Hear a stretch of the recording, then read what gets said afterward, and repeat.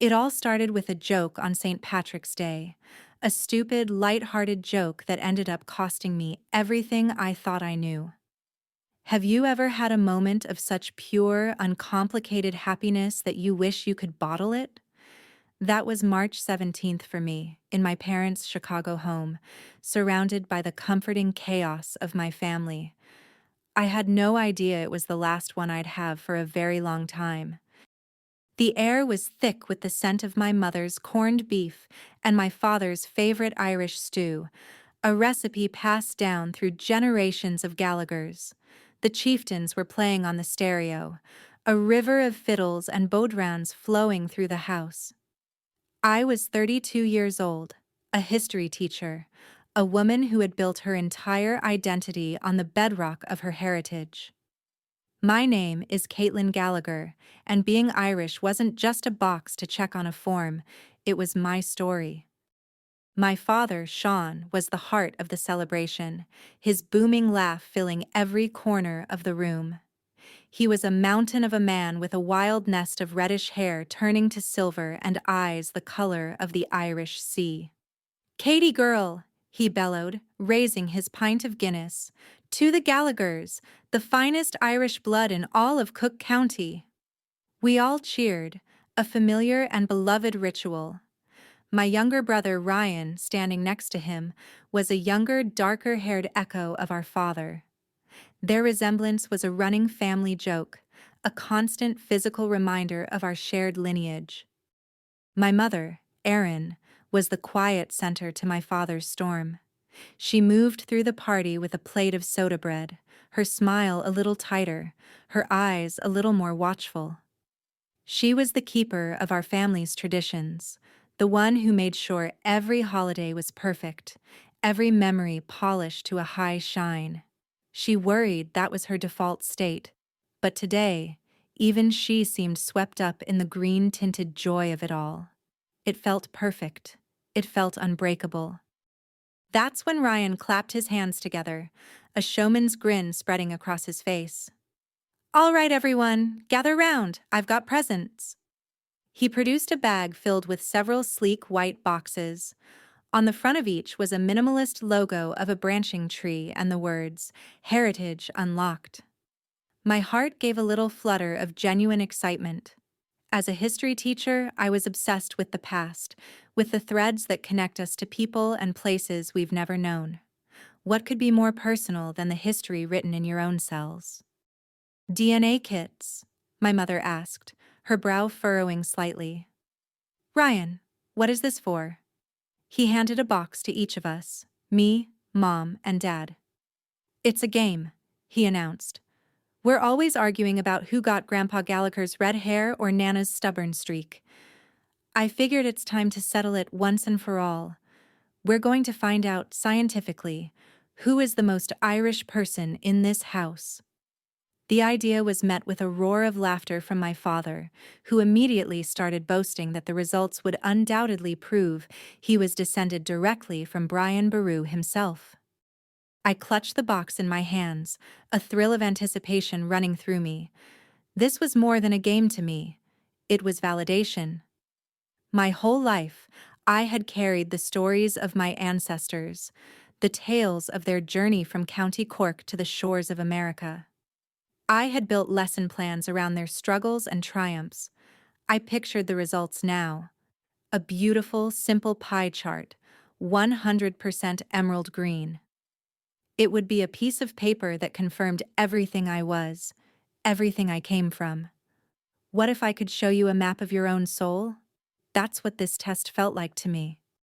Later that evening, after the guests had left and the music had faded, the four of us sat around the kitchen table. The instructions were simple. We just had to swab the inside of our cheeks and seal the sample in the provided vial. I watched my father perform the task with comical seriousness, then Ryan, who couldn't stop making jokes. My mother did it reluctantly, a strange, unreadable expression on her face. "It just seems silly," she murmured, paying a company to tell us what we already know. But there was an edge to her voice, a flicker of something I couldn't name.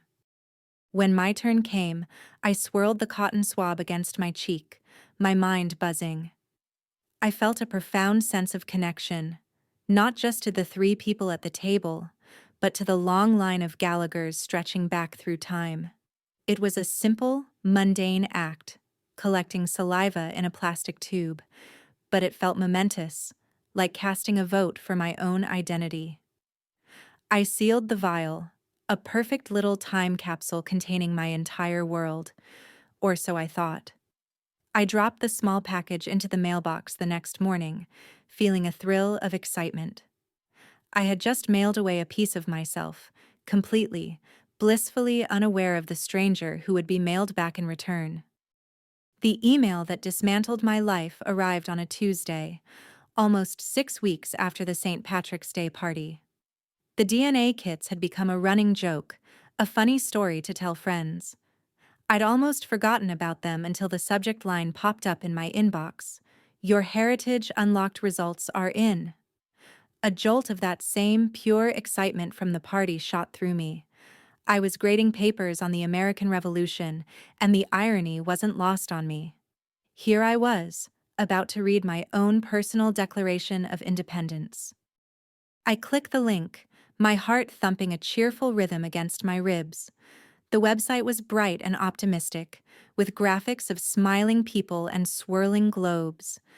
My personalized dashboard loaded, and a vibrant pie chart bloomed on the screen. I leaned in, ready to bask in a sea of green, but there was no green. Not a single, solitary sliver. Instead, the chart was a confusing mosaic of blue, purple, and yellow.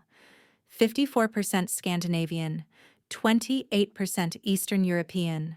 The rest was a smattering of broadly Northwestern European ancestry. I stared, blinked, and then I burst out laughing. It was so absurd, so fantastically wrong, that it could only be a clerical error. They had obviously mixed up my sample with someone from Stockholm or Warsaw. I could just picture telling my dad. He would have a field day with this. I immediately pulled out my phone and started a video call with my parents and Ryan. You are not going to believe the mistake this company made, I said, still giggling as their faces popped up on my screen. Apparently, I'm a Viking. I shared my screen and the ridiculous pie chart filled the call. Ryan howled with laughter. A secret Viking! I knew it. That explains your terrible temper, Kate. My dad played along, clutching his chest in mock horror. A Scandinavian! In my family! After all the stories I told you about the great Gallagher chiefs. He was enjoying this, the sheer comedy of the situation. Only my mother was quiet. She stared at the screen, her smile frozen and brittle. Oh, these tests, she said with a little wave of her hand. They're never accurate, it's just a novelty. I know, but it's hilarious, I said. Hang on, let's see what a real Irishman's results look like. Dad, share your screen. He fumbled with his phone for a moment before his own profile appeared. It was exactly what we expected. A glorious 97% Irish, with a hint of Scottish. A wave of pride washed over me. That was my bloodline, my real history. Okay, now for the real proof, I said, navigating back to my own page. There's a feature here to compare with family members. Let's see what happens when it tries to match me with a 100% purebred Gallagher. I click the button to link our profiles. A loading icon spun for a few seconds, a digital drum roll to a punchline I thought I already knew. The page refreshed. I leaned into the screen, expecting to see a notification confirming a parent-child relationship. Instead, there was a single line of cold, black, clinical text at the bottom of the page. Have you ever read a sentence that rearranged the entire world in an instant? It said, based on the DNA shared, the predicted relationship is not parent-child. These two individuals do not appear to be related. The laughter caught in my throat. It couldn't be right. My fingers felt numb as I clicked again, this time linking my profile to Ryan's. We were so different in so many ways, but he was my brother. That was a fact as solid as the ground beneath my feet. The page refreshed. The same sterile message appeared. These two individuals do not appear to be related. The joke was over. The humor evaporated from the air, leaving a vacuum in its place. The silence that fell was deafening. It wasn't an empty silence. It was heavy, suffocating, filled with the sudden, terrifying weight of a question that had never existed before. I looked up from my screen at the three faces staring back at me. Ryan's playful grin had vanished, replaced by utter confusion. My father's eyes, the same sea-blue eyes I had looked into for reassurance my entire life, were filled with a dawning, wounded bewilderment. He looked at me as if he'd never seen me before. But it was my mother's face that stopped my heart. It wasn't confusion I saw there. It was pure, unadulterated fear. And in that moment, I knew.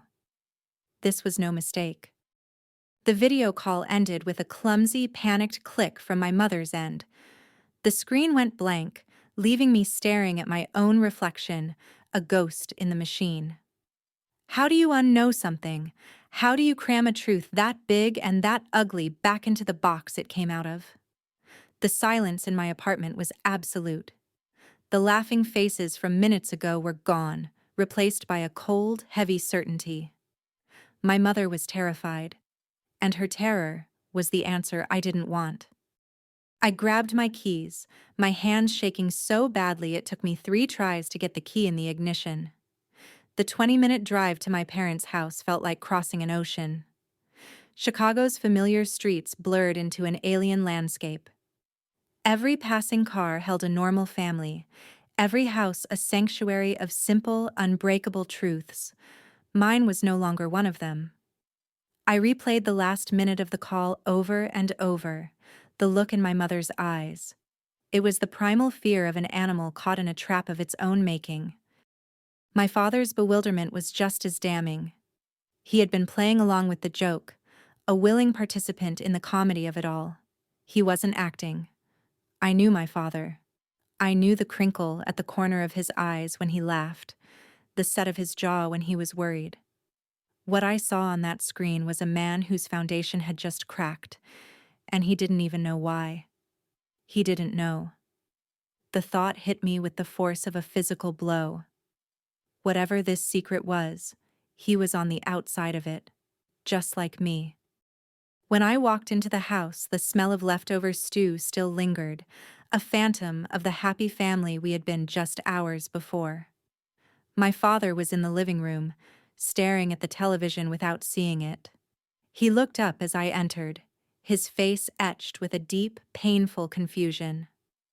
"Katie," he said, his voice husky. "Your mother. She's very upset. She says these companies are scams, that they just make things up." He was trying to build a bridge back to normalcy, offering me a plausible, comfortable lie to believe in. I couldn't take it. My mother was in the kitchen, furiously wiping down a spotless counter. She didn't look at me. "Mom," I started, my voice steadier than I expected. "We have to talk about this. Please, just explain it to me." She kept scrubbing, her knuckles white. "There's nothing to explain, Caitlin. It's a faulty test from a cheap internet company. I'm going to call them tomorrow and demand a refund. It's a disgrace, preying on people like this." Her voice was high and tight, each word a carefully placed stone in the wall she was building between us. "A faulty test doesn't say two people aren't related," I pressed, stepping further into the room. I felt like a prosecutor, and the thought made me sick. "It's not about the percentages. It's about the raw data. It says you and Dad are my parents, but it says he and I share 0 DNA. How is that a glitch, Mom?" I needed her to see the absurdity of her denial. I needed her to give me a different story, any story, other than the one that was now screaming in my mind. That's when she finally turned to face me, and the fear in her eyes had curdled into something else. Fury. Why are you doing this? She hissed, her voice trembling with a rage that stunned me into silence. Why are you trying to destroy this family over some stupid, meaningless game? For 32 years, we have been a happy family. 32 years. And you want to throw all of that away because a website sent you a colorful chart you don't like. What is wrong with you? Her words hit me harder than a slap. She was turning it on me, making me the villain, the homewrecker. My father came into the doorway, his face pale. Aaron, for God's sake, stop it. She's just trying to understand. But my mother was beyond reason. She pointed a shaking finger at me. No, she's trying to cause trouble. She's always had to poke and prod at things. Well, you've poked one too many times, Caitlin. I will not have this. This conversation is over. And with that, she turned her back on me. A final, unyielding wall of silence. I had come for an explanation. Instead, I got an accusation and an exile. I drove home in a daze, my mother's angry words ringing in my ears. You're trying to destroy this family. Was I? Or was I just trying to find the truth in the wreckage of a lie I never chose? The front door to my parents' house, once a symbol of welcome and safety, now felt like a fortress gate that had been slammed shut in my face. The person I needed most, the one person who held all the answers, had just accused me of being the enemy. For 2 days, I existed in a fog. I canceled my classes, telling my principal I had a family emergency, a bitter laugh escaping my lips as I said it. An emergency implies a crisis that can be solved. This felt like a permanent state of being, a new, broken reality I had to inhabit. My phone remained silent. No calls from my mother to apologize, no texts from my father to check in. I was an island, and the silence was my ocean. What do you do when the people who are supposed to be your anchor are the ones who cut the rope? On the 3rd day, I couldn't take the passive waiting anymore. My historian's brain, the part of me that craves evidence and primary sources, took over. My mother had offered nothing but emotional deflection and rage. My father was a sea of confused pain. The only source of information I had, the only thing that felt concrete and real in this whole mess, was glowing on the screen of my laptop. I sat down, my hands trembling slightly, and logged back into the Heritage Unlocked website. It felt like an act of profound betrayal, but I was out of options. The cheerful, welcoming homepage felt like a cruel joke. I ignored the vibrant pie chart of my newfound Scandinavian ancestry, the one that had started this whole nightmare. I scrolled down the page, my eyes scanning for any other features, any other clues. And then I saw it. A small, unassuming tab labeled DNA Relatives. My breath caught in my chest. Part of me wanted to slam the laptop shut and never look back, to try and live with the unanswered question. But I knew I couldn't. I had to know. I clicked. The page loaded a long list of names, a digital sea of strangers. 4th cousins in Minnesota, 3rd cousins once removed in Denmark. It was a meaningless list of people with whom I shared a tiny, insignificant fraction of my history. I scrolled up, my heart hammering against my ribs, and there, at the very top of the list, separated from the distant relatives by a bold black line, was a single entry. It read, David Erickson.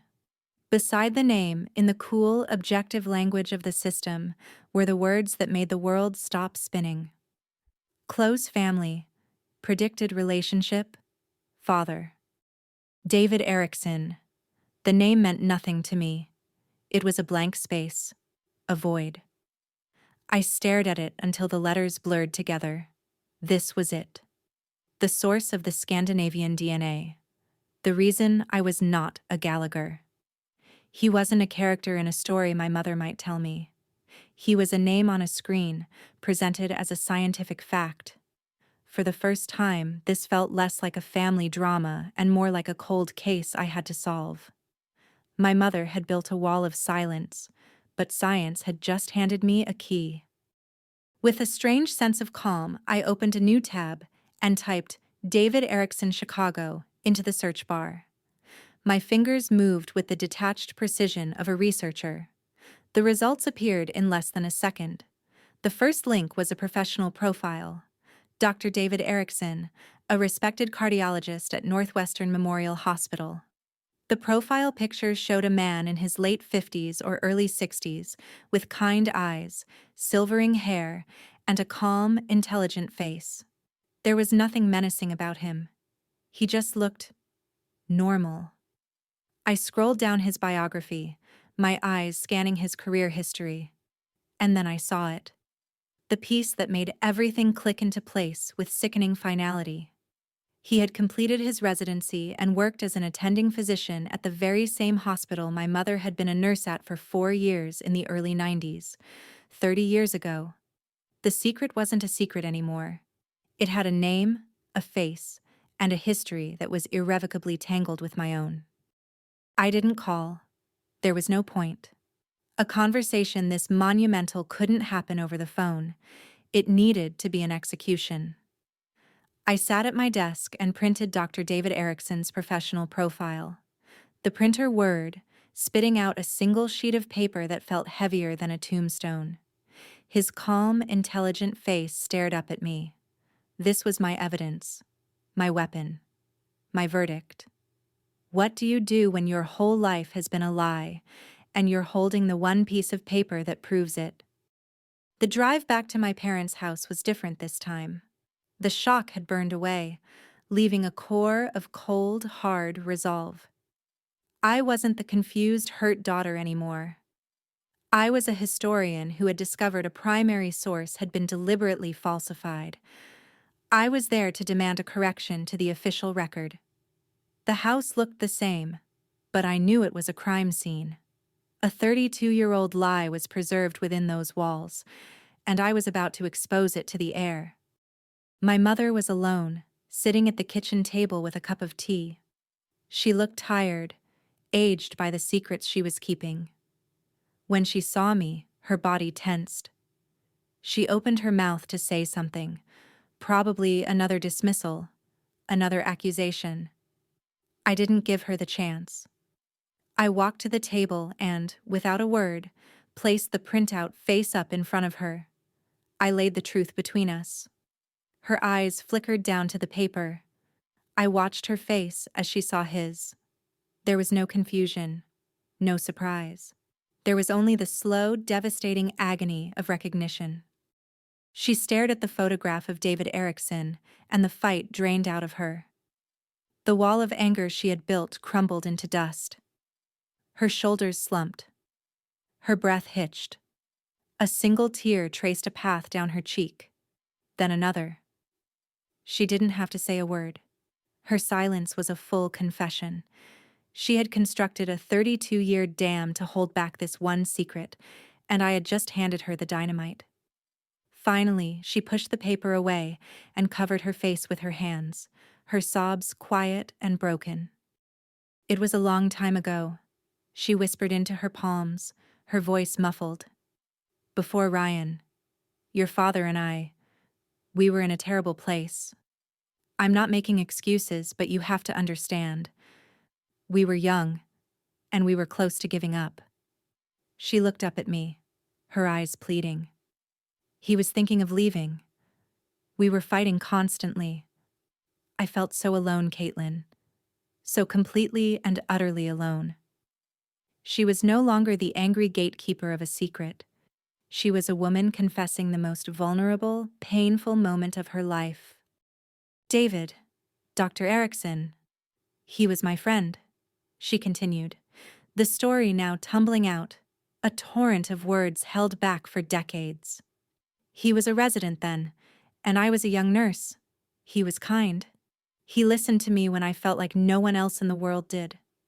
When Sean and I separated for a few weeks, David was there for me. It wasn't some grand love affair. It was two lonely people finding a moment of comfort. It was a mistake. It was only a few times. She paused. taking a shaky breath. By the time I found out I was pregnant, Sean and I were back together. We were trying to fix things, and I was so happy, so relieved. She looked at me, her gaze direct and full of a lifetime of pain. I was never sure, she said, her voice cracking. I could have been his, or it could have been David's. The timing. It was impossible to know for sure. And I was a coward. I was so terrified of losing your father again, of destroying the second chance we had. So I made a choice. I chose to believe you were his. I chose to never ask the question, to never find out. I chose to build our family on that hope, and I pushed the doubt down so deep I almost forgot it was there. She looked at the picture on the table, then back at me. I am so sorry, Caitlin. I am so sorry. The truth was out, and now it was a loaded gun, pointed directly at the heart of the only father I had ever known. Listening to my mother's confession was like standing in the calm eye of a hurricane. The storm of her life had just passed over me, leaving a strange, ringing silence in its wake. There were no more questions to ask her. The truth, in all its ugly, heartbreaking detail, was finally out. But we both knew this wasn't the end. It was the prelude to the conversation that would either shatter our family completely or somehow, impossibly, save it. We were waiting for my father. Have you ever waited for a sound that you know will break your heart? He came home an hour later, his keys jingling in the lock with their usual cheerful rhythm. He walked into the kitchen, a grocery bag in one arm, a wide grin on his face. I got that fancy ice cream you like, Katie girl, he boomed, his voice echoing in the silent room. Then he stopped. He looked from my face, pale and tear-streaked, to my mother's, crumpled with guilt and exhaustion. The grin slid from his face, replaced by the familiar look of fatherly concern. What is it? What's happened? Is everyone okay? My mother stood up, her movement slow and heavy, as if wading through deep water. I wanted to tell her to stop, to wait, to let me leave, to do this anywhere but in front of me. But I was frozen, a spectator at the demolition of my own life. Sean, she began, her voice a fragile whisper. We have to tell you something. Please, sit down. The simple request was so full of dread that my father's face went slack with alarm. He lowered himself into a kitchen chair, his eyes darting between us, searching for an answer we couldn't give him. She told him. She didn't use the gentle, rehearsed words I might have expected. The truth came out blunt and brutal, stripped of all comfort. She told him about the fights, the separation, her loneliness. She told him about her friend at the hospital, the mistake she made, and the doubt she buried for 32 years. She finished with the words that hung in the air like poison gas. The DNA test was right, Sean. Caitlin, she's not yours. Biologically. I'm so sorry. My own sobs were trapped in my chest, a knot of grief for the man sitting at the table. For a long moment, he said nothing. The vibrant, laughing man I knew seemed to shrink in his chair. All the color drained from his face, leaving his skin a pasty, sickly gray. This wasn't the reaction I had feared. I had braced for yelling, for rage, for accusations. But there was none of that. There was only a profound and terrifying collapse. It was as if his entire history, every memory of my first steps, my first words, my graduations, was being recategorized in his mind under the heading of a lie. The silence was the sound of a man's world being unwritten. When he finally moved, it was to turn his head and look at me. He didn't look at my mother, the woman who had just confessed her betrayal. He looked at me, his sea-blue eyes, the eyes I no longer had any claim to, filled with a deep, crushing agony I had never seen before. Katie?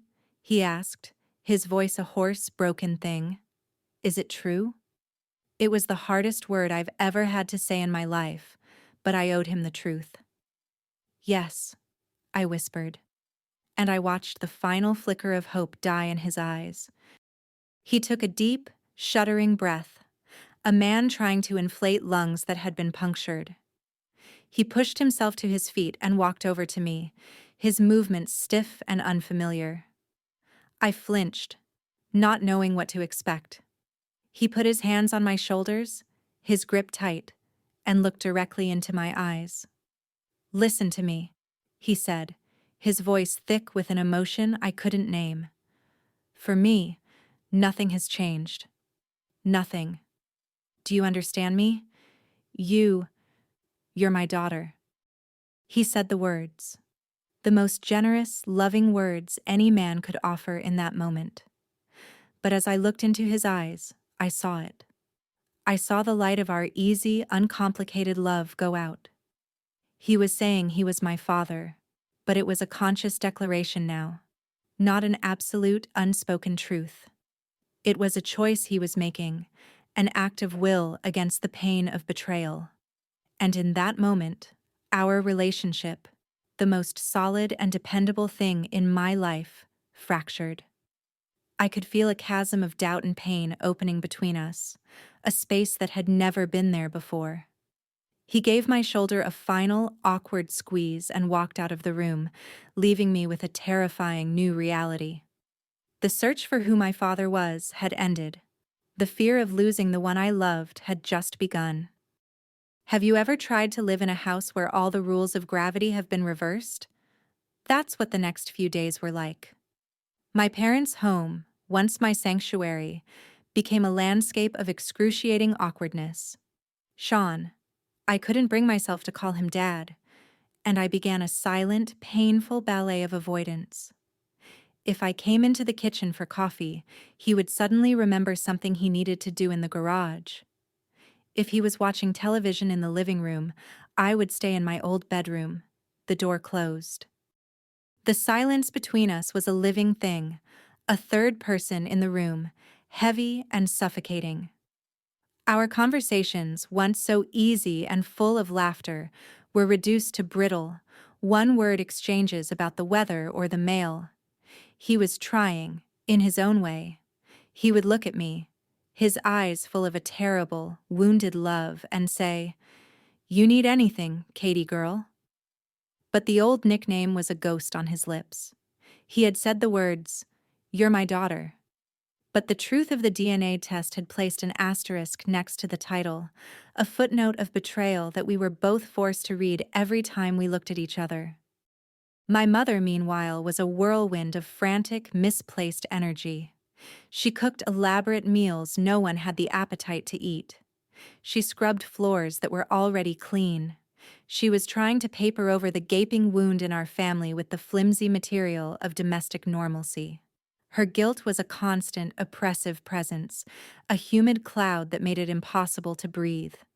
I couldn't look at her without seeing the lie, and she couldn't look at me without seeing her judge. I was utterly, completely alone in the wreckage. Then, one afternoon, there was a knock on my apartment door. I had retreated to my own space, unable to bear the atmosphere of the house any longer.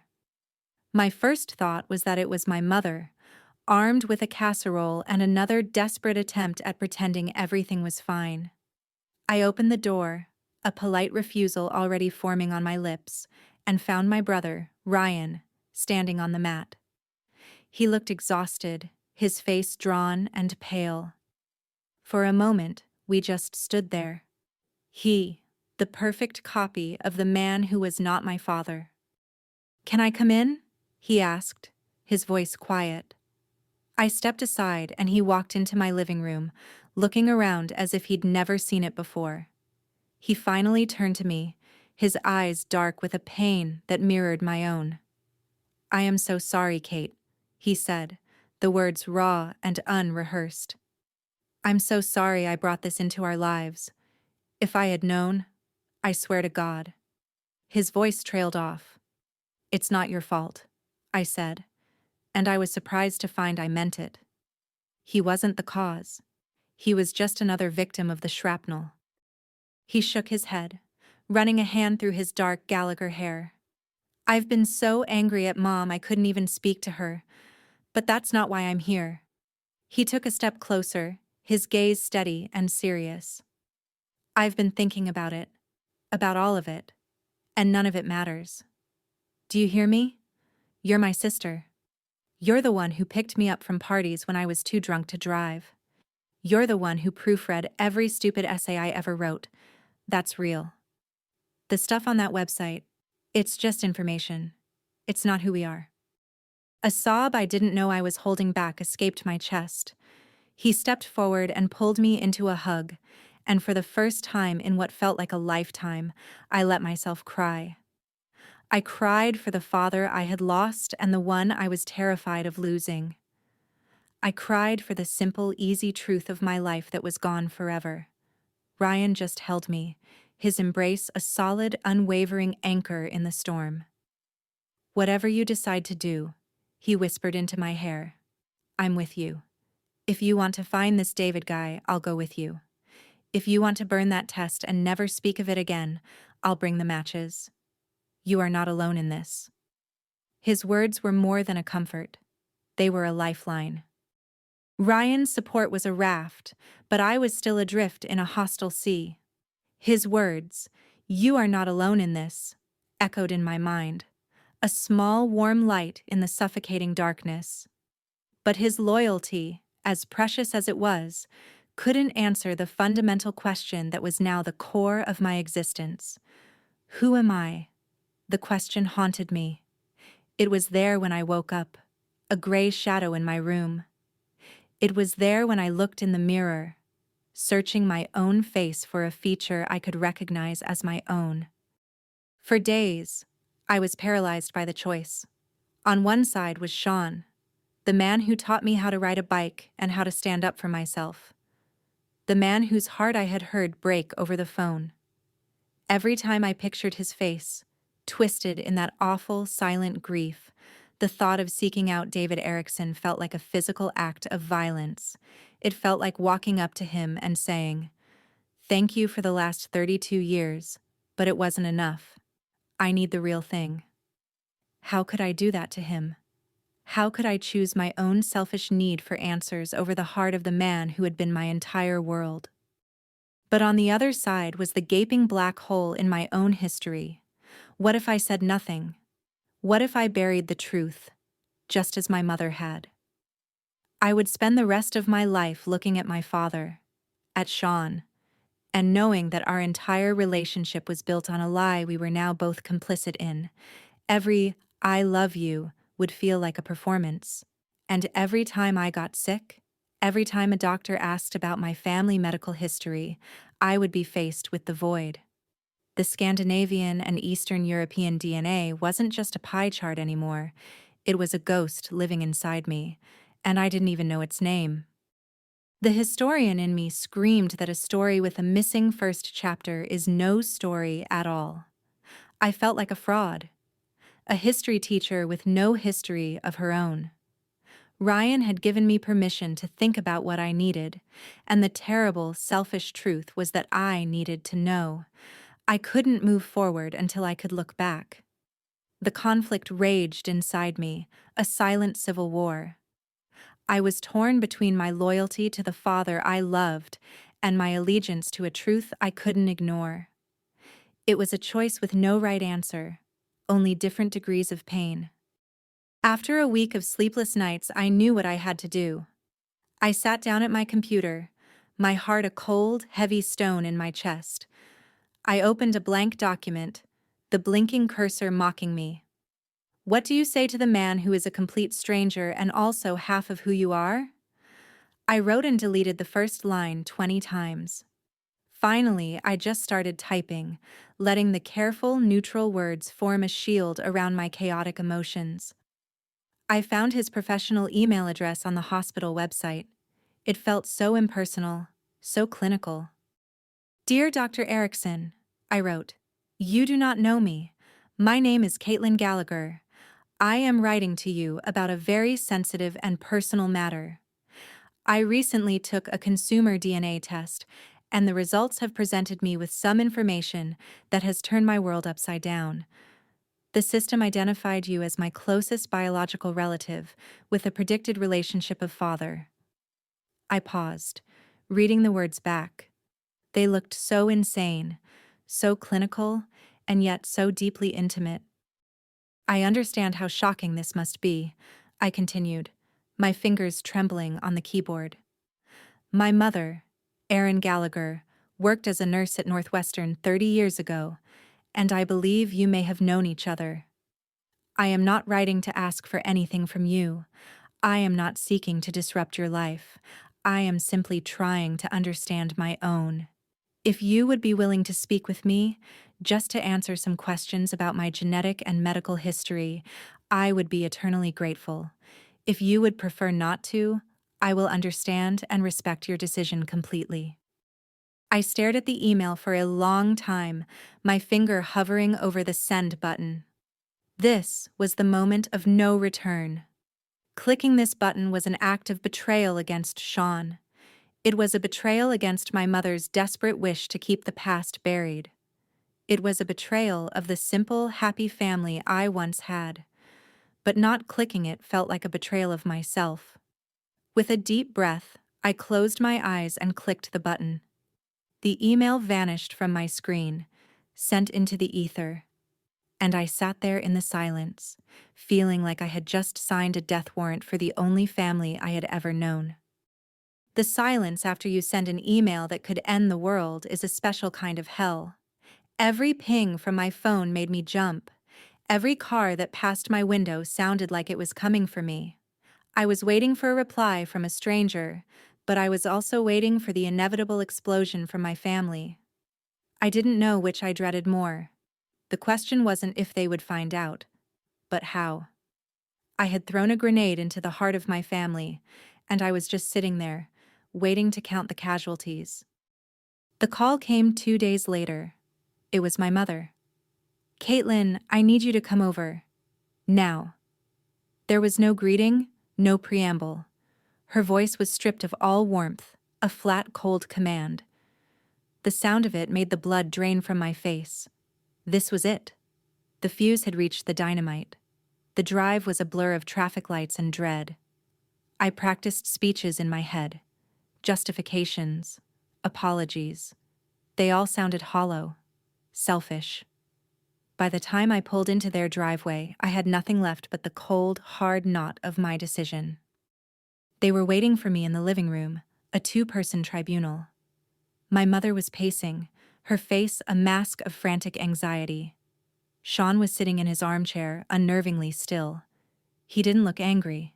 He looked hollowed out. It was his stillness that scared me more than any rage. "What have you done?" my mother asked, her voice a low hiss the moment I walked in. There was no point in lying. The time for that was over, had been over for 32 years. "I wrote to him," I said, my voice quiet but firm. "To David Erickson. I had to know." My mother let out a sound that was half sob, half gasp, as if I'd just confessed to a murder. "You had to know?" she repeated, her voice rising with hysteria. "What about what we had to live with?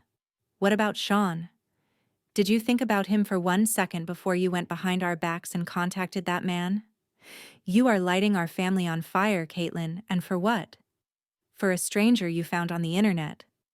She was pleading, her hands outstretched, begging me to undo something that was already done.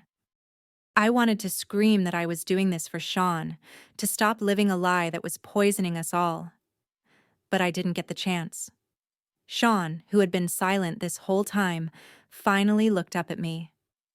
The deep, crushing pain in his eyes was a physical force. It pinned me to the spot. His voice when he spoke was terrifyingly calm, a quiet statement of fact that carried the weight of a final judgment.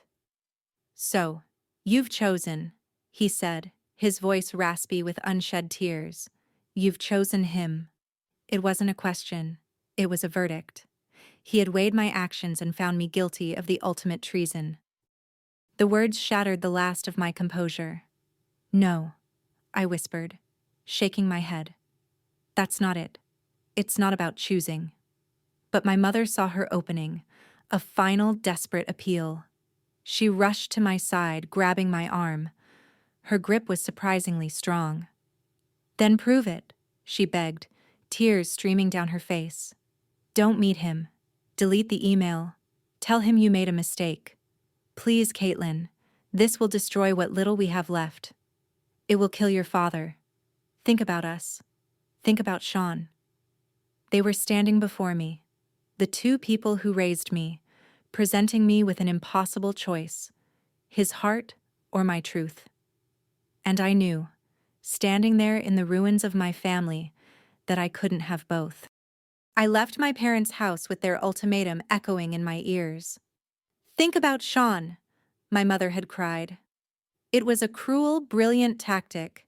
She had framed my search for identity as a direct assault on the man I loved most.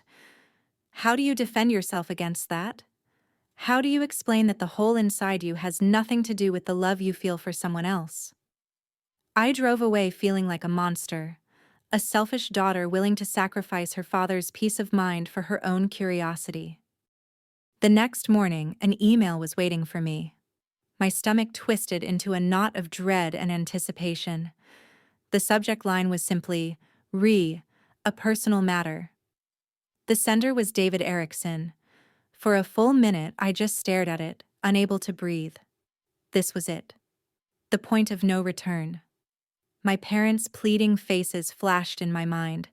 Sean's hollow, broken eyes. I almost deleted it. I almost chose them. But I couldn't. I had to know what was on the other side of that click. With a shaking hand, I opened the email. The message was brief, calm, and professional. Dear Ms. Gallagher, it began. Thank you for your email. I can only imagine how difficult this must be for you. I do, in fact, remember your mother, Erin. She was a wonderful nurse. Your letter has certainly come as a shock, but I believe you have a right to the information you're seeking. I would be willing to meet and talk. I am free tomorrow afternoon, if that works for you. We could meet at the Lincoln Park Conservatory. It's quiet there. There was no drama, no denial, no panic. Just a calm, measured acceptance of a reality that had just detonated in his life as well. His composure was disarming. I had braced myself for so many possible reactions, but this quiet intelligence wasn't one of them. He wasn't a monster. He wasn't a homewrecker. He was a man offering to help. I typed back a simple, "Tomorrow afternoon is perfect. Thank you." And the meeting was set. I had made my choice. I had chosen my truth. And I felt a profound and terrible sense of loss. The conservatory was warm and humid, a jungle under glass in the middle of Chicago. I chose a bench near a waterfall, the sound of the running water a soothing balm on my frayed nerves. I saw him before he saw me. He looked exactly like his profile picture. Just a little older, with more lines around his kind eyes. He was dressed in a simple button-down shirt and slacks, a man who looked completely at ease in his own skin. He scanned the room, and when his eyes met mine, a flicker of recognition, or perhaps just curiosity, passed over his face. "Caitlin?" he asked, his voice calm and even. I stood up, my knees feeling weak. "Dr. Erickson." We shook hands, a bizarrely formal gesture for a father and daughter meeting for the first time. "Please, call me David," he said with a small, gentle smile. He sat down on the bench, leaving a respectful distance between us. He didn't push. He didn't pry. He just waited. "Thank you for agreeing to meet me," I began, my voice shakier than I wanted. "I know this is a lot." He nodded, his gaze direct but not intimidating. "I had always wondered," he said softly. "After your mother and I lost touch, I sometimes wondered what might have been, but I respected her choices. She was married and she was trying to put her life back together. It was not my place. He wasn't making excuses or trying to absolve himself. He was simply stating a fact, a piece of the history I was missing. He gave me the one thing my mother never had: a straight answer. For the next hour, we talked. I asked him about my Scandinavian roots, and he told me about his grandmother who had emigrated from Norway, a woman I never knew existed. I asked about his family's medical history, and he calmly listed the heart conditions and cancers that ran in his bloodline, my bloodline. He asked me about my life, my work as a history teacher, and he listened with a genuine, quiet interest. It wasn't a dramatic, tear-filled reunion. It was a calm, respectful exchange of information between two strangers who happened to share a history.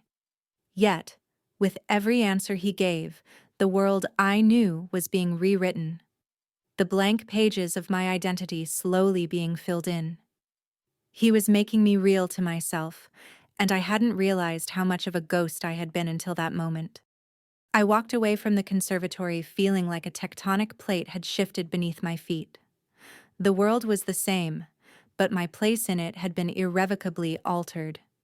Meeting David hadn't been the explosive, life-changing event I had both craved and feared.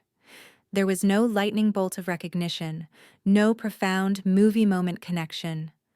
There was just information, facts.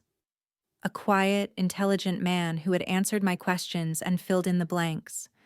And yet, that simple exchange had changed everything. Have you ever realized that the truth you were searching for was never going to be the answer you needed? His calmness, his lack of demands, his simple willingness to provide me with a history, it all served to illuminate a truth that had been hiding in plain sight. David Erickson was my biological father. That was a fact, written in my DNA. But he wasn't my dad. He hadn't been there for the scraped knees, the bad dreams, or the high school graduations. He hadn't taught me how to drive or how to tell a good story. That had all been Sean, the man whose heart I had broken, the man I was terrified I had lost for good. My search for my biological roots had led me right back to the man who had given me my life, in every way that truly mattered. I knew, with a clarity that was both terrifying and liberating, that I had to talk to him. Not to my mother, the architect of the lie. Not to Ryan, my steadfast ally. I had to talk to Sean. This wasn't about biology anymore. This was about love, betrayal, and what it means to be a father when the very definition of the word has been called into question. I drove straight to their house, my heart pounding a frantic rhythm against my ribs. This was the conversation that would decide my future. This was the one that mattered. He was in the backyard, tending to my mother's rose bushes, his back to me. He moved with a slow, deliberate sadness that I had never seen in him before. The vibrant, booming man had been replaced by this quiet, gray ghost. "Sean?" I said, my voice barely a whisper. He stiffened but didn't turn around. "I saw him," I said, forcing the words out. "I met with David." I watched his shoulders slump, the final admission of my betrayal landing like a physical blow. He slowly put down his gardening shears and finally turned to face me. The pain in his eyes was still there, but now it was mixed with a weary resignation. "I had to," I said, taking a step toward him. "Please, just let me explain." I didn't wait for his permission. The words tumbled out of me, a torrent of fear and love and regret. Meeting him just confirmed everything I already knew in my heart. He's a part of my history, a biological fact I needed to understand. But he's not my dad. You are. You're the one who was there for every single moment of my life. You're the one who taught me right from wrong, who held me when I cried, who made me who I am. Tears were streaming down my face now, hot and unstoppable. "That's why I was so scared," I choked out. "That's why I had to know, Because this whole thing, this lie, it felt like it was threatening to take you away from me. I was so terrified that this secret would break the most important thing in my life, which is you, being your daughter. And I am so, so scared that I've lost you. I stood there, stripped bare, my heart in my hands, offering it to the man who had held it safely for 32 years. The silence that followed was the longest of my life. I had said everything, and now, everything depended on his answer.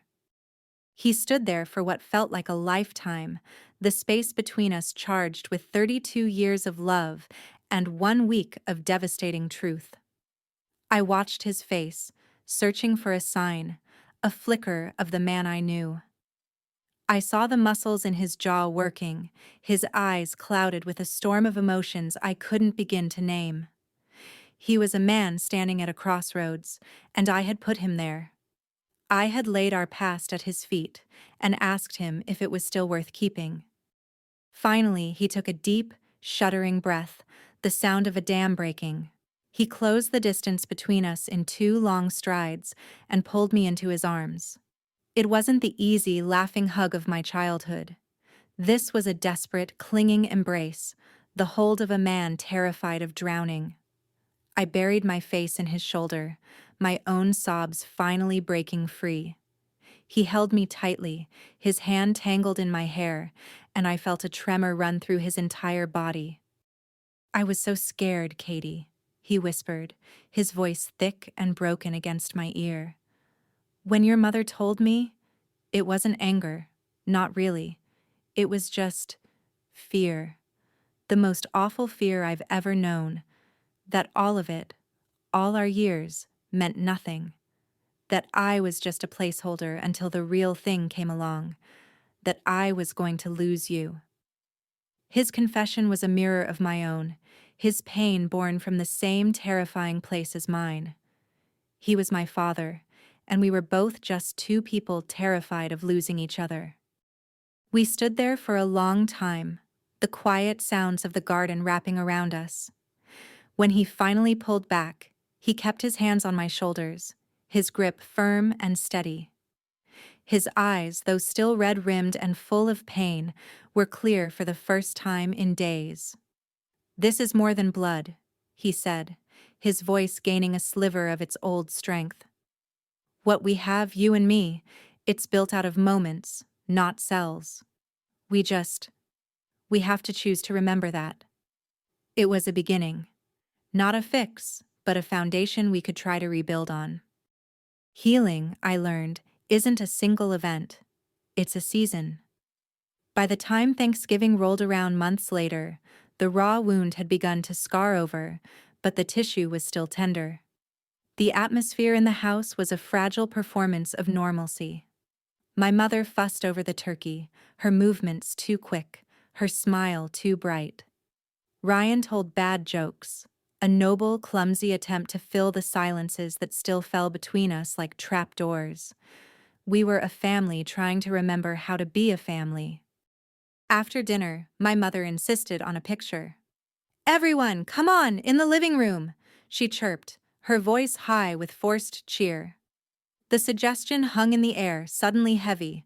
A family photo. It was such a simple tradition, but now it felt like a political negotiation. Who would stand where?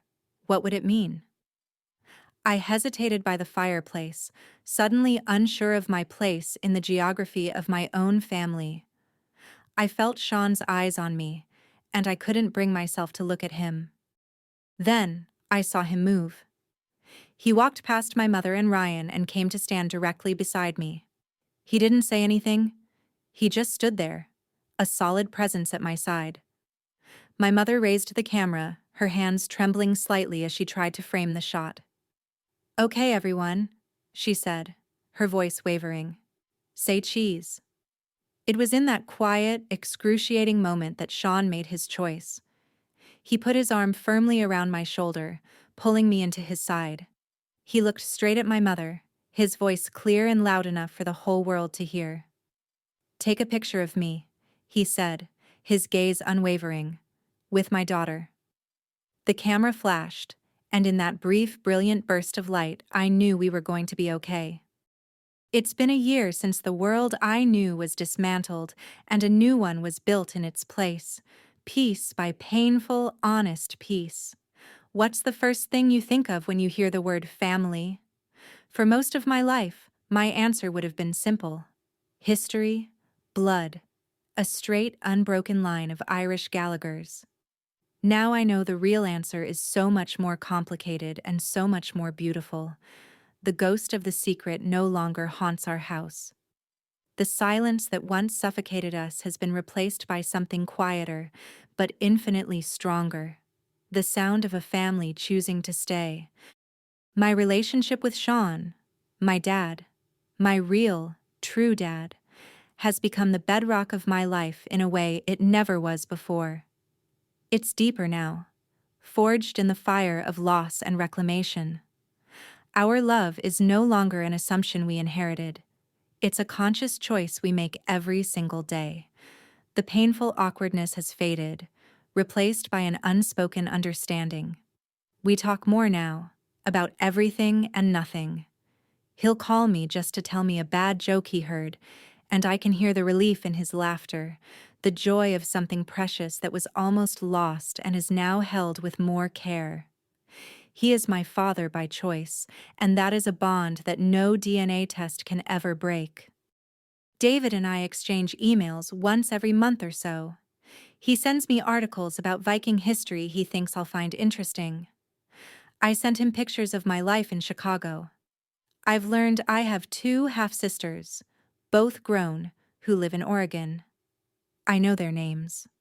I've seen their pictures. For now, that is enough. He has never pushed for more, never tried to claim a title he didn't earn. He is a quiet, respectful presence on the periphery of my life, a man who gave me a piece of my past and allowed me to build my own future. He is a part of my story, but he is not the story itself. Even my mother has started to find her way back.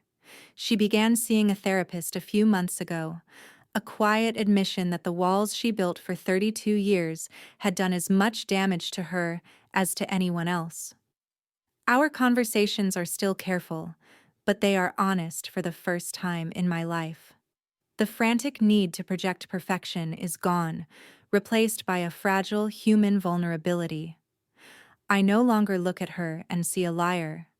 I see a young, terrified woman who made a desperate choice, and I am finally beginning to understand the difference. Last week, a small padded envelope arrived in the mail. The return address was David's. I opened it to find a single faded photograph. There were no people I recognized at first, just a group of young nurses and doctors in a hospital hallway, their faces bright with the easy optimism of youth. Then I saw her. My mother, Erin, no older than 25, laughing at something someone had said off camera. She looked radiant, unburdened, and so incredibly happy. Tucked into the envelope was a small note from David. It said, "I found this while cleaning out some old boxes. I thought you should see it." She was very happy that year. I sat there, holding that picture of a young woman I had never met and had known my whole life. I finally understood. My family's story wasn't a simple, ugly story of betrayal. It was a complicated, messy human story. It was a story about a young woman in love and a kind man who offered her comfort in a moment of loneliness. It was a story about a great man who chose to love a daughter who wasn't his by blood, and in doing so, became the greatest father in the world. It wasn't a lie. It was a love story, with all of love's imperfections and impossible choices. And for the first time, I realized it wasn't their story anymore. It was mine.